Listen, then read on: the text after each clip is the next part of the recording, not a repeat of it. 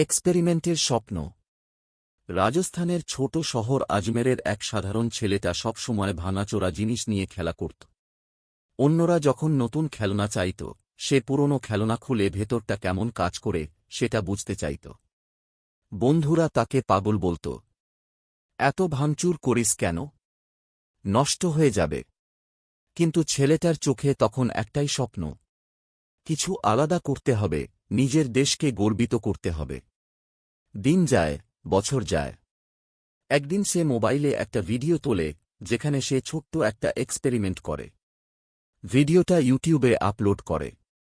প্রথমে কেউ খুব একটা দেখে না, কিন্তু ধীরে ধীরে তার অদ্ভুত এক্সপেরিমেন্টগুলো সবার নজরে আসে।